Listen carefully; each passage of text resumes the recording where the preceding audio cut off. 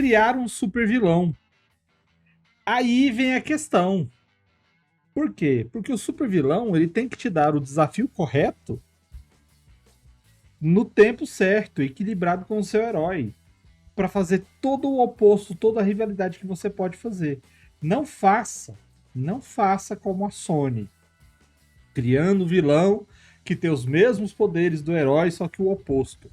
Faça o vilão como uma manifestação daquilo que o herói combate. Tá? E fazer o vilão, cara, é uma coisa difícil, tá? Não é fácil, não. Esse que tá aí na tela é o Terror. Ele é um vilão do The Tick, que depois eu vou falar dele com mais detalhes. E o bom desse vilão é que ele é um vilão mais clássico daquela era de ouro, da era de prata dos super-heróis. Que ele é um vilão caricato. Então, quando você for fazer um vilão, você tem que pensar em qual é o tipo de vilania que ele vai adotar. Ele pode ser aquele vilão totalmente absurdo, tipo o... Qual que é o doutor do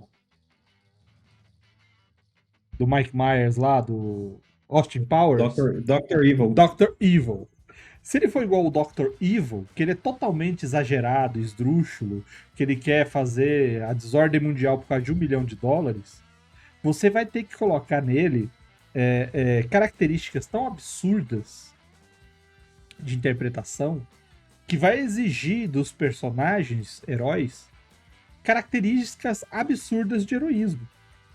Porque vão ser antíteses tão drásticas que se você fizer um herói muito caricato e o vilão muito caricato e o herói muito realista, não vai ter a liga.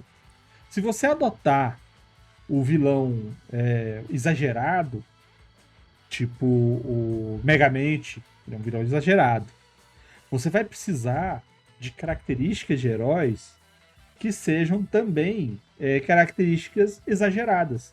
Eu esqueço o nome daquele herói lá, do Megamente. Só que você vê que ele é o paladino da justiça ao extremo. Porque ele precisa ser caricato, ele precisa ser do mesmo jeito. Então, para você criar um super vilão, cara, você vai ter muito, muito que analisar e entender os heróis da sua mesa. E isso vai te levar a um outro tipo de planejamento, que é o nivelamento entre os personagens. Você não pode fazer com que os personagens tenham muita discrepância entre si. Lembra que eu falei do storytelling, que tem a Metroman, ó, a MHG colocando, a Metroman, é isso mesmo. Metroman, né? Quando eu falei do storytelling, que você tem os níveis, as bolinhas e tudo mais, aí você chega e fala assim, ó, então são 10 bolinhas que vocês vão distribuir aí para os poderes. Aí o cara coloca 10 poderes com uma bolinha só. Você acha que esse cara é tão forte de poder, né, tão capaz, quanto um outro que tem força, ele botou 10 bolinhas na força? Não é. Então esse tipo de coisa tem que ser muito bem nivelado. Se você nivelar os seus heróis para um patamar bem parecido, e aí você vai ver quais são as características mais marcantes de cada um, o que cada um tem, não só de poderes, como de comportamento, aí você vai explorar isso daí para montar o teu vilão. E aí, quando você montar o teu vilão, não entrega ele de cara. Faz com que ele cresça na história junto com os personagens. E o segredinho, o pulo do gato, é o seguinte: quando os jogadores estão montando o personagem e você pergunta, como que ele surgiu? Ele surgiu assim. O que ele faz? Ele faz isso. O que ele quer? Ele quer aquilo. O que vai acontecer depois que ele quiser, que ele conseguir o que quer? Vai ser tal coisa.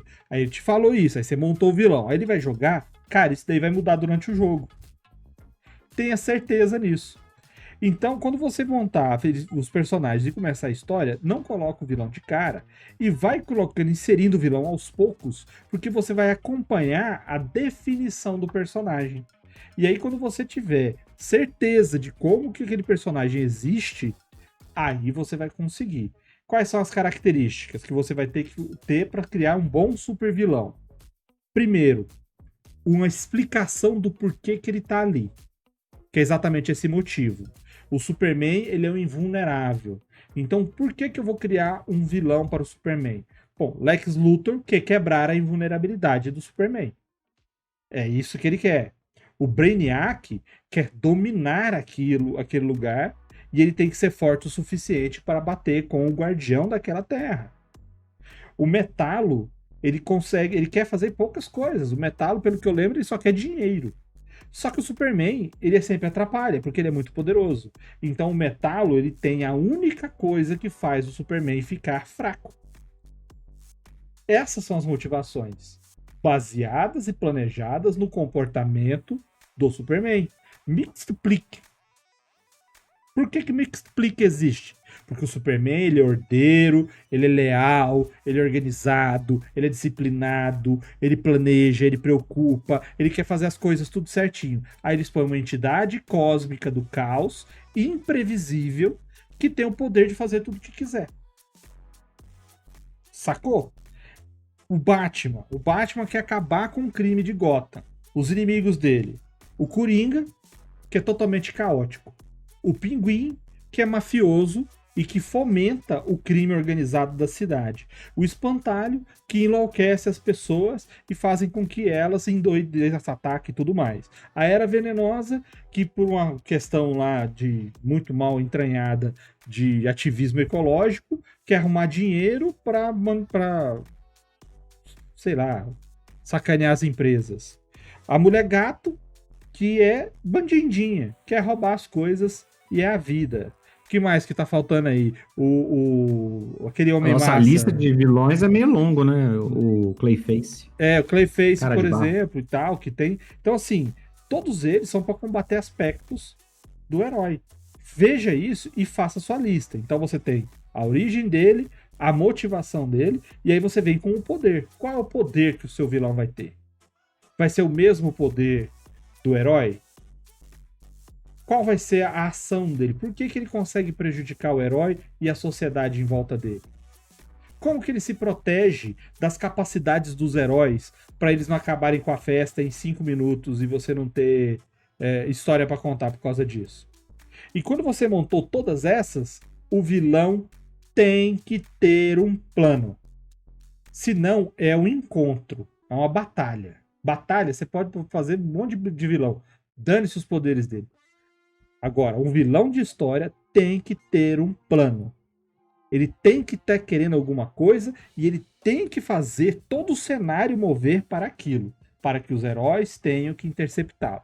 E quando você pensar nesse plano, você tem que pensar no clímax, porque história de herói não presta se você não pensar num final apoteótico. O troço tem que sair fogo e tem que fogos de artifício, a coisa tem que acontecer, porque o herói tem que ter uma vitória heróica.